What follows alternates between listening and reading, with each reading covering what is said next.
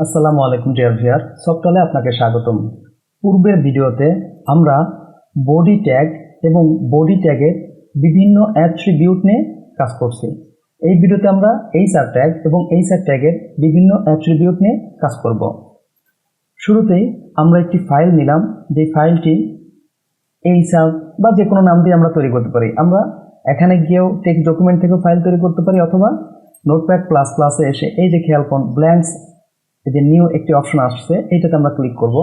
Click করলে control S দিলে কিন্তু এখন আর সেভ হবে না, অর্থাৎ সেভ অপশন আসবে না। তাহলে কি করতে হবে, আমাদের এখানে একটা কিছু লিখতে হবে। যেমন আমি এখানে যে কোনো কিছু লিখলাম, জাস্ট এখন কন্ট্রোল এস দিলাম। খেয়াল করুন আমার ফোল্ডারটি আগেই সিলেক্ট হয়ে আছে। তাহলে এখানে আমি নাম দিলাম HR tag with attribute.html। HTML ফাইলগুলো নাম দেওয়ার ক্ষেত্রে এইভাবে আমরা স্পেস না দিয়ে মাইনাস বা হাইফেন বা ক্যামেল কেস মেনটেন করব। ওকে, সেভ। তবে এখানে যে কোনো নামই দেওয়া যেতে পারে, নামটি অবশ্যই প্রাসঙ্গিক এবং মিনিংফুল হওয়া উচিত। ওকে, খেয়াল করুন এইটা দিতে আমার দরকার নেই, এখানে এটা আমি কেটে দিলাম। এখন শুরুতে আমি লিখলাম বডি। ওকে, তো এর ভিতরে আমি লিখলাম আই লাভ মাই কান্ট্রি।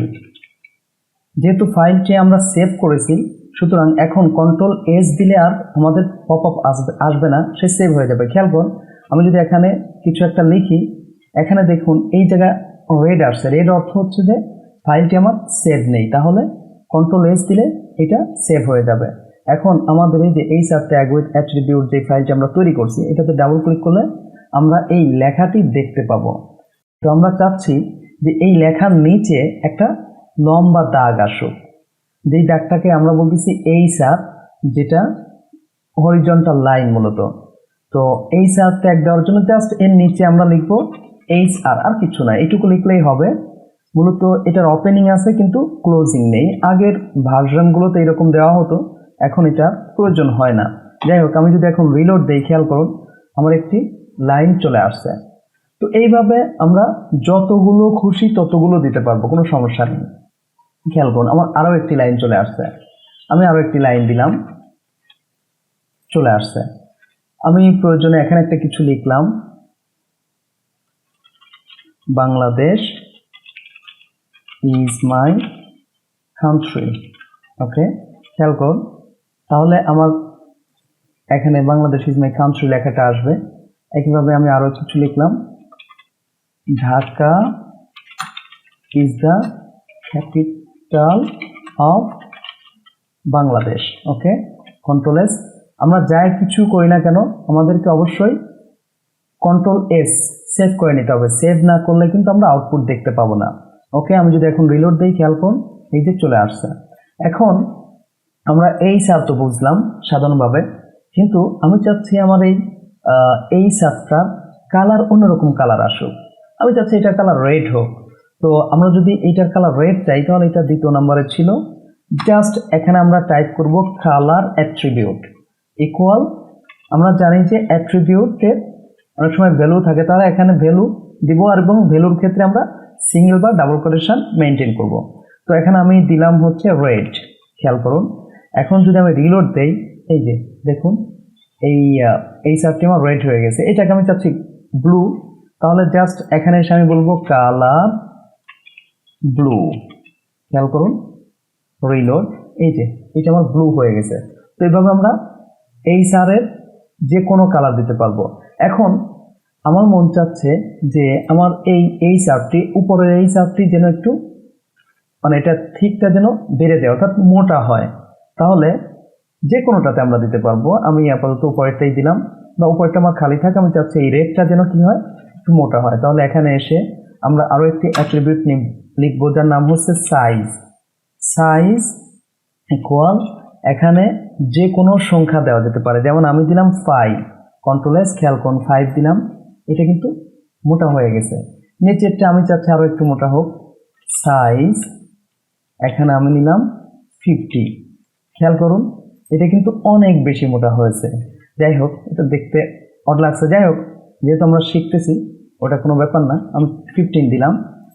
এখন আমি চাচ্ছি আমার এই সারের উইডথটা একটু কমিয়ে দিতে।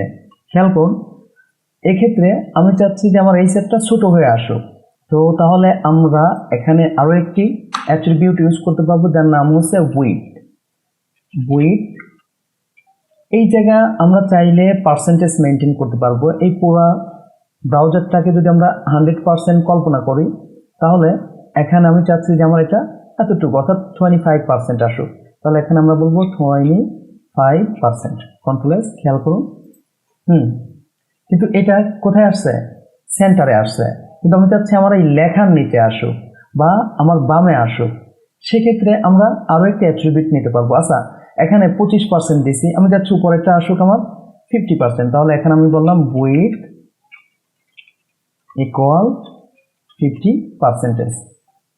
রিলোড। এই যে খেয়াল করুন, এটা কিন্তু 50% হয়েছে, উপরেরটা 100% আছে। তো এইভাবে 5%, 2% ইচ্ছা মতো পার্সেন্টেজ আমরা দিতে পারবো। এখন আমরা চাচ্ছিলাম যে এইটা লেফটে আসুক আর এটা রাইটে যাক।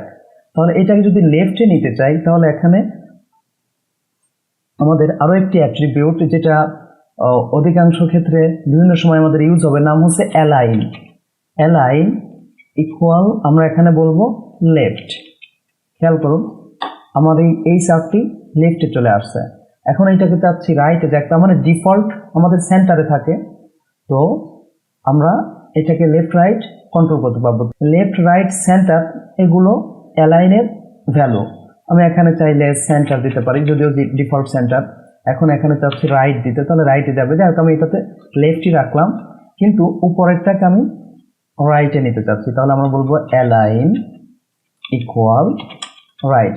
অবশ্যই মনে রাখতে হবে, একবার যদি ডাবল কারেকশন আমরা ওপেন করি, তাহলে ক্লোজিংটাও আমাদের করতে হবে। তা না হলে এভাবে যদি আমরা লিখি, তাহলে আমাদের কোড কাজ করবে না, এলোমেলো আউটপুট আসবে। ওকে, কন্ট্রোল এস, এবং প্রত্যেকবার আমাদের কন্ট্রোল এস দিয়ে আউটপুট দেখতে হবে।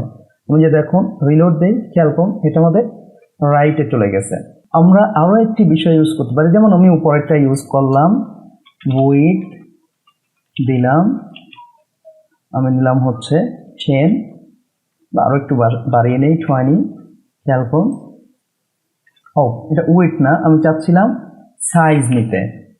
আচ্ছা, এই যদি শুধু 20 দেই বা শুধু সংখ্যা আমরা লিখি, পার্সেন্টেজ যদি না দেই, তাহলে সে এটাকে পিক্সেলে কাউন্ট করবে। তার মানে এখানে এরকম আমরা 200 দিলে পরে সে 200 পিক্সেল নিয়ে নেবে। এটা তো সাইজ হয়ে গেছে। আমরা কি দিব? উইডথ দিলে কি হবে? 200 পিক্সেল হয়ে যাবে। খেয়াল করছেন? তো আমরা পার্সেন্টেজ দিয়ে দিতে পারি, আবার উইডথও দিতে পারি, এটা আমাদের ইচ্ছা। ওকে, সাইজ হিসাবে আমি এখানে নিলাম 10। কিন্তু এভাবে যদি আমরা দেই, তাহলে এটা একটা বক্স মনে হবে, যে একটা বক্স। তো এই বক্স ভাবটা যেন না থাকে এবং এইটা যেন ভরাট হয়ে আসে, তার জন্য আমরা ইউজ করব নো শেড। খেয়াল করুন, এই যে আমার নো শেড হয়ে আসছে। এই ভিডিওতে আমরা দেখলাম কিভাবে এইচআর ট্যাগ এবং এইচআর ট্যাগের বিভিন্ন অ্যাট্রিবিউট নিয়ে কাজ করা যায়। পরবর্তী ভিডিওতে আমরা টাইপোগ্রাফি, অর্থাৎ ফন্ট, টেক্সট, ট্যাগ ইত্যাদি এবং এর বিভিন্ন অ্যাট্রিবিউট নিয়ে কাজ করব। লাইক এবং সাবস্ক্রাইব করে চ্যানেলটির সাথে থাকুন। পরবর্তী ভিডিওতে দেখা হচ্ছে। আসসালামু আলাইকুম ওয়া রাহমাতুল্লাহ।